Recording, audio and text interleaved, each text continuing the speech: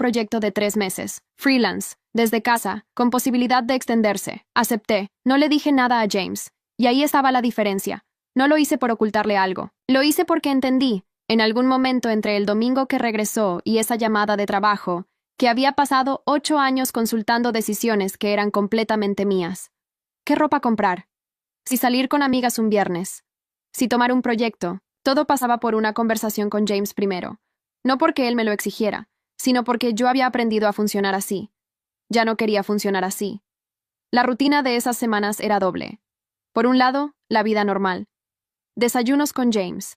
Cenas cuando él llegaba a tiempo. Conversaciones sobre su trabajo, sobre noticias, sobre planes vagos para las vacaciones de fin de año que los dos sabíamos que probablemente no íbamos a tomar. Por el otro lado, el trabajo silencioso, el proyecto de diseño avanzando, las reuniones con Valentina cada semana, la carpeta en mi teléfono que seguía creciendo con documentos, fechas, registros. No era cómodo vivir así, pero era necesario.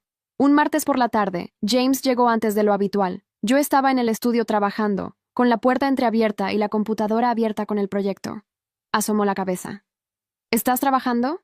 Sí, un proyecto freelance. Empecé hace un par de semanas. Lo dije con calma total, sin explicaciones de más. James miró la pantalla un momento. Luego me miró a mí. ¿Por qué no me dijiste? Porque acabo de empezar y no sabía si iba a funcionar. Ya te cuento cómo va. Hubo una pausa. Está bien, dijo. Y se fue a la cocina. No volvió a preguntar. Eso también lo guardé. La cuarta semana, Valentina me llamó por fuera de nuestra reunión habitual. Sofía, necesito que vengas mañana. Revisé el contrato matrimonial y hay algo que tienes que saber. Llegué a su oficina a las 11. Valentina tenía el contrato matrimonial sobre el escritorio. Lo habíamos firmado 8 años atrás, antes de la boda. En ese momento, yo no había contratado abogado propio. James propuso el contrato, su abogado lo redactó, yo lo leí por encima y firmé. Tenía 26 años. Estaba enamorada.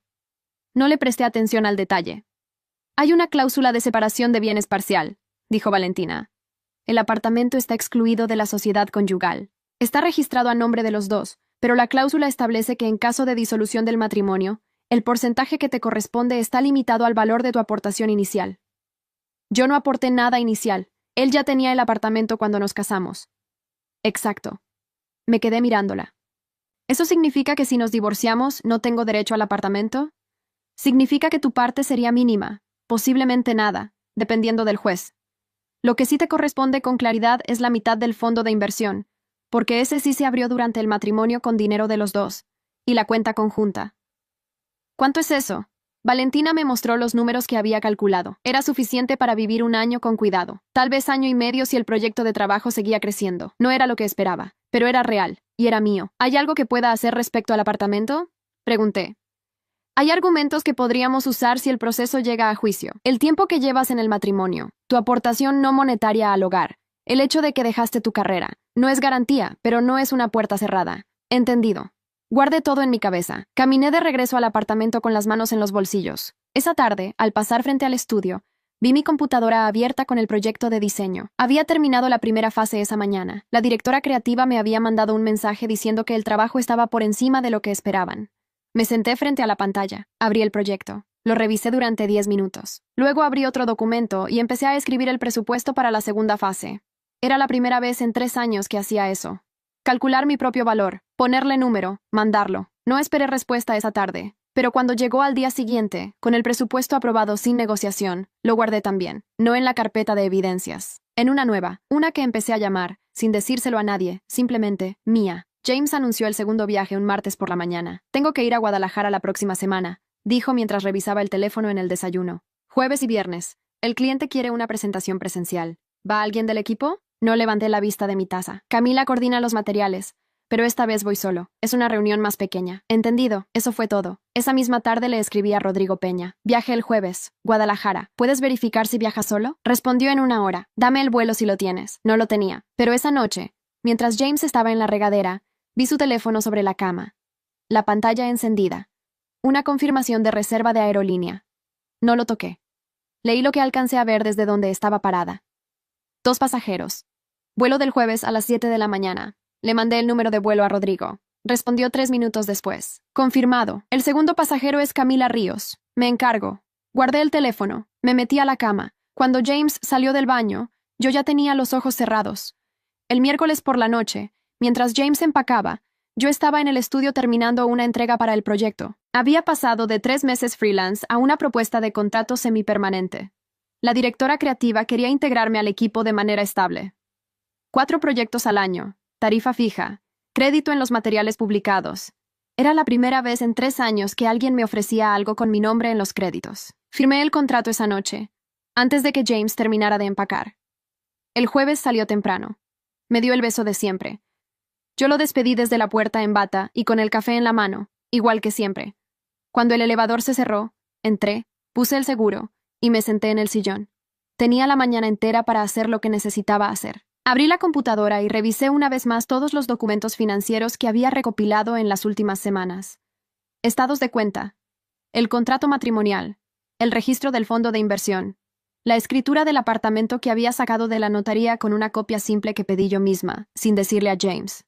Todo estaba en orden. Todo estaba guardado en 3 lugares diferentes. Mi computadora, un USB que guardé en casa de Valentina, y una carpeta en la nube con acceso solo desde mi correo personal. A las 11 de la mañana llamé a Valentina. «Estoy lista para el siguiente paso», le dije. «¿Segura?» «Sí». «¿Quieres intentar una mediación primero o vas directo a la notificación?» Lo había pensado durante días. Una mediación significaba sentarme con James en una sala y negociar. Escucharlo explicar. Posiblemente escuchar excusas, promesas, o peor, una versión de los hechos donde yo era el problema. No quería eso. «Notificación directa», dije. «Pero quiero hacerlo cuando él regrese. En persona, con todo listo». «De acuerdo. El lunes preparo los documentos. Cuando me digas que llegó, coordino al notificador». «Perfecto». Colgué. Me preparé para salir. Esa tarde fui a ver 3 apartamentos en renta. Los había buscado la semana anterior en silencio, filtrando por precio, por zona, por tamaño. No necesitaba algo grande. Necesitaba algo que fuera completamente mío. El primero era demasiado oscuro. El segundo quedaba lejos del centro. El tercero era un segundo piso en una calle tranquila, con ventana grande en la sala y una habitación con espacio suficiente para poner un escritorio.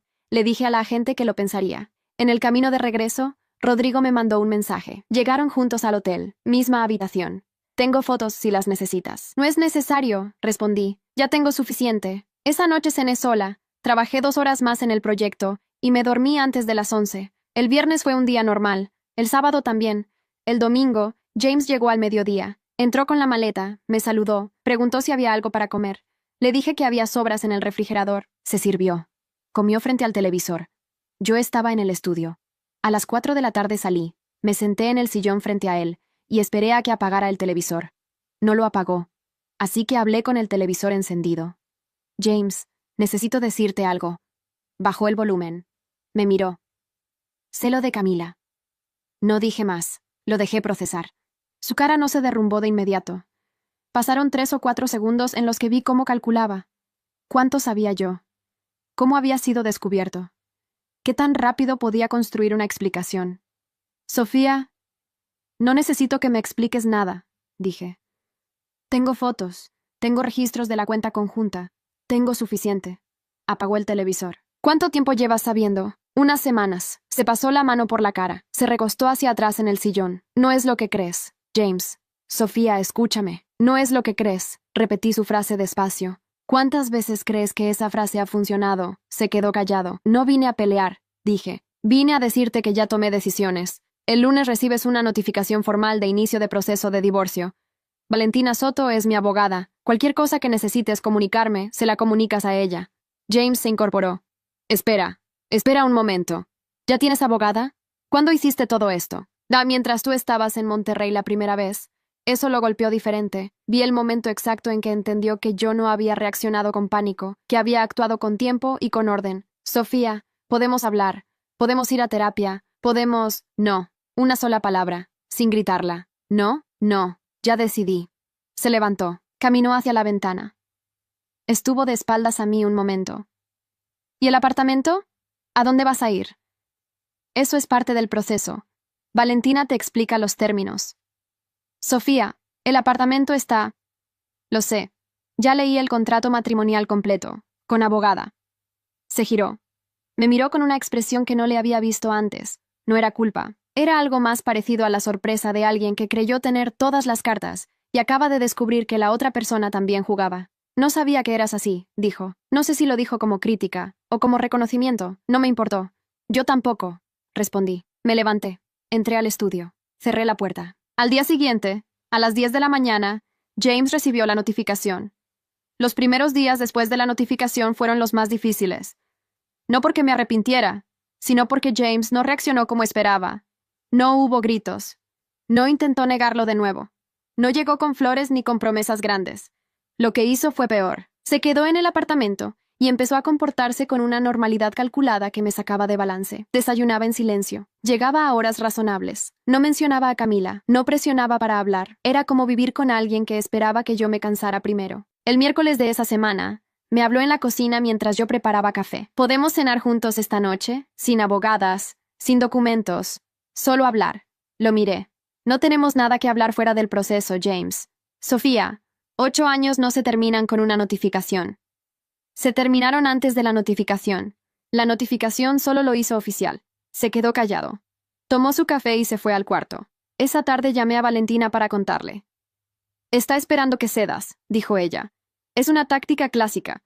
Mientras más tiempo pase en el apartamento actuando normal, más difícil se hace emocionalmente para ti sostenerte en la decisión. No voy a ceder. Lo sé, pero necesitamos moverlo. Voy a solicitar formalmente que uno de los dos abandone el domicilio durante el proceso. Dado que el apartamento está mayormente a su nombre, lo más probable es que el juez te pida a ti que salgas, pero vamos a acompañar eso con una solicitud de compensación por uso exclusivo del inmueble durante el matrimonio. ¿Eso funciona? No siempre, pero genera presión. Y en este punto, la presión es nuestra aliada. 3 días después, James recibió el escrito de Valentina. Esa noche sí hubo conversación. Entró al estudio sin tocar.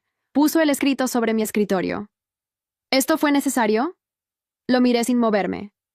Sí, me estás pidiendo que me vaya de mi propio apartamento. Te estoy pidiendo que el proceso sea ordenado. Si prefieres que me vaya yo, podemos negociar una compensación por uso temporal mientras se resuelve la división. ¿Compensación? Repitió la palabra como si no la entendiera. Sofía, yo pago esta hipoteca desde hace 12 años. Y yo viví aquí 8 sin ingresos propios porque los dos decidimos que era lo más conveniente. Eso también tiene un valor. Abrió la boca, la cerró. Era la primera vez que lo veía sin respuesta inmediata. James siempre tenía respuesta, para todo. Era parte de lo que me había atraído de él al principio. Esa seguridad de alguien que sabe exactamente qué decir en cada situación. Pero Valentina me había preparado para cada argumento posible, y yo los había practicado en voz alta, sola, frente al espejo del baño, hasta que dejaron de sentirse agresivos y empezaron a sentirse simplemente verdaderos. ¿Cuándo cambiaste así?, me preguntó. No cambié, empecé a hablar. Se fue sin responder. Esa noche escuché que hablaba por teléfono en el cuarto. No pude oír las palabras, solo el tono. Bajo, tenso, largo. Al día siguiente me enteré, por Valentina, que James había contratado abogado. El proceso se formalizó. Las conversaciones directas entre nosotros se redujeron a lo mínimo. Buenos días cuando coincidíamos. Nada más. Fue durante esa segunda semana cuando James intentó otra táctica.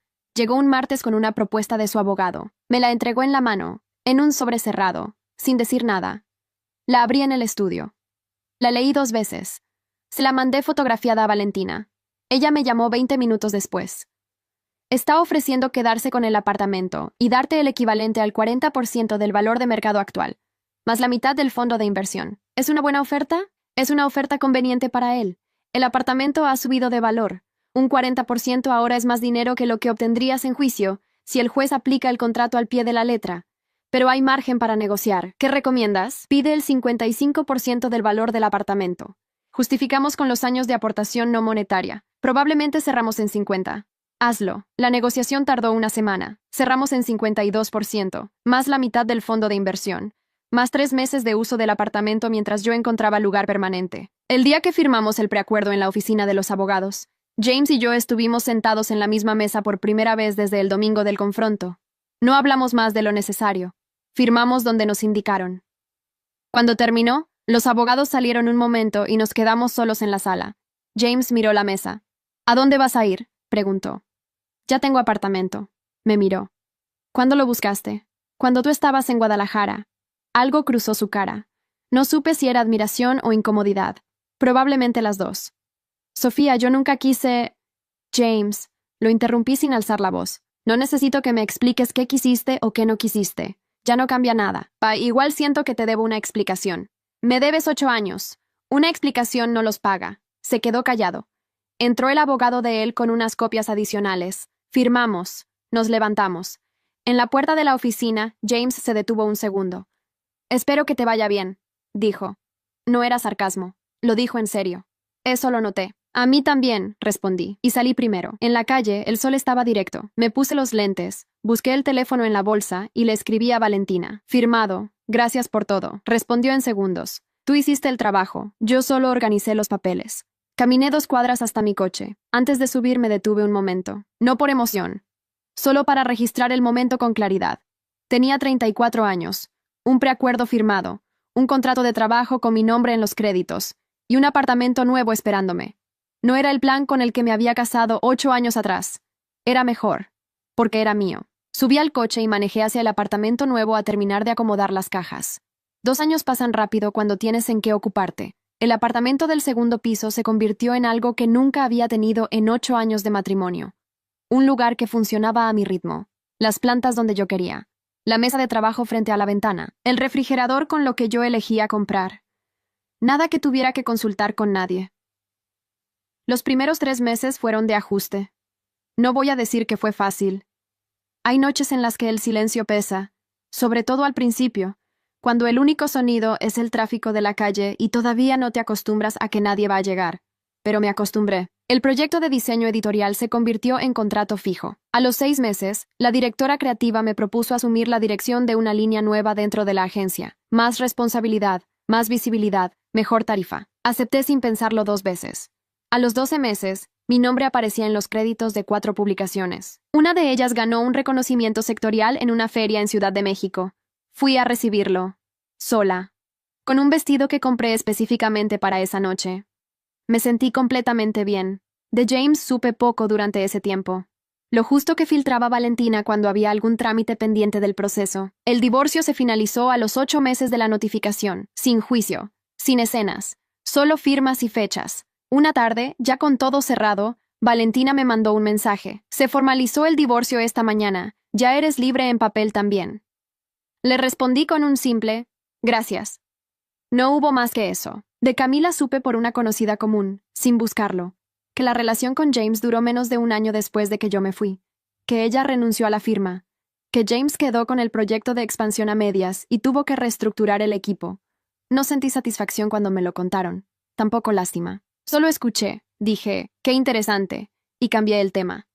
Lo que sí sentí fue algo más tarde esa noche, sola en mi apartamento, calentando sopa y revisando correos de trabajo. Sentí que la vida de James ya no me ocupaba ningún espacio mental. Y eso, más que cualquier otra cosa, era la medida real de cuánto había avanzado. El segundo año fue diferente al primero, más tranquilo, más construido. Hice amigas nuevas a través del trabajo. Recuperé el contacto con personas de las que me había alejado durante el matrimonio sin darme cuenta. Empecé a ir al gimnasio 3 veces por semana, no por disciplina impuesta, sino porque lo necesitaba y me gustaba. Aprendí a cenar sola en restaurantes sin sentirme observada. Eso último parece un detalle pequeño. No lo es. Durante años evité hacerlo porque me incomodaba la mirada de la gente. Esa evaluación rápida de una mujer joven comiendo sola.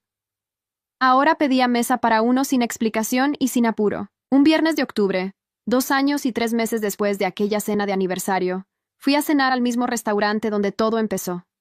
No lo planeé de manera dramática. Simplemente pasé frente al lugar camino a otro sitio. Lo vi y decidí entrar. Había reservaciones disponibles. Pedí mesa para uno. El maître me llevó a una mesa cerca de la ventana, manteles blancos, velas, igual que esa noche. Me senté, abrí el menú, el de cuero con letras doradas. El camarero que se acercó era distinto al de aquella noche. Joven, correcto, sin ninguna expresión particular. Buenas noches. ¿Está esperando a alguien más? No, solo yo. Perfecto. ¿Le puedo traer algo para empezar?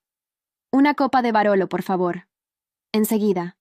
Eso fue todo. Sin menú infantil, sin crayones, sin ninguna pausa incómoda. Revisé la carta con calma. Pedí pasta. Comí despacio. Miré por la ventana la calle de noche, la gente pasando, los letreros encendidos. A mitad de la cena, alguien entró al restaurante que reconocí de inmediato. James. No venía solo. Venía con una mujer que no era Camila. Más o menos mi edad, ropa elegante, cabello claro. Lo seguía con esa forma de caminar de alguien que todavía está en la etapa en que todo parece bien. El maître los llevó a una mesa al fondo del salón. James no me vio entrar. Yo lo vi a él desde mi mesa sin moverme. Estuve unos segundos calibrando cómo me sentía. Nada especial. Solo un hombre en un restaurante con una acompañante. Alguien que yo conocí bien y que ahora era básicamente un extraño con historia compartida. Terminé mi pasta. Pedí postre. Me tomé el tiempo que quise. Cuando pedí la cuenta, el camarero me trajo también un pequeño chocolate de cortesía de la casa. ¿Estuvo todo bien esta noche? Sí, dije. Todo estuvo muy bien. Pagué. Me levanté. Recogí mi bolsa. Antes de salir, saqué el teléfono y le escribí un mensaje a Valentina. Cené en el restaurante donde empezó todo. Pedí el menú de cuero con letras doradas. Me trataron perfectamente. Respondió en un minuto. ¿Y? Y nada. Estaba rico el vino. Mandó un emoji de risa. Guardé el teléfono. Caminé hacia la salida. En la puerta, casi sin querer, miré hacia la mesa del fondo. James estaba hablando. Su acompañante lo escuchaba con esa atención que yo también tuve alguna vez. Esa forma de mirar a alguien como si lo que dice fuera lo más importante de la noche. Recordé haber sido esa mujer. No con tristeza, solo como dato. Salí a la calle. El aire estaba fresco. Caminé media cuadra hasta mi coche. Subí, puse música y manejé a casa. En el apartamento, colgué el abrigo, me preparé un té y me senté en el sillón con la computadora. Tenía un correo pendiente de la directora creativa con los detalles de un proyecto nuevo. Un cliente grande. Presupuesto importante. Plazo ajustado. Lo leí 2 veces. Abrí un documento en blanco. Empecé a escribir la propuesta. En el cajón de la mesita de noche, dentro del libro que nunca había terminado de leer, seguían los 4 crayones en su envoltorio de celofán. No los había tirado. Tampoco los necesitaba para recordar nada. Solo estaban ahí, en el cajón, sin significar más de lo que eran. 4 crayones baratos que un camarero descuidado puso una noche sobre la mesa equivocada. El error fue de él. Lo que vino después fue mío.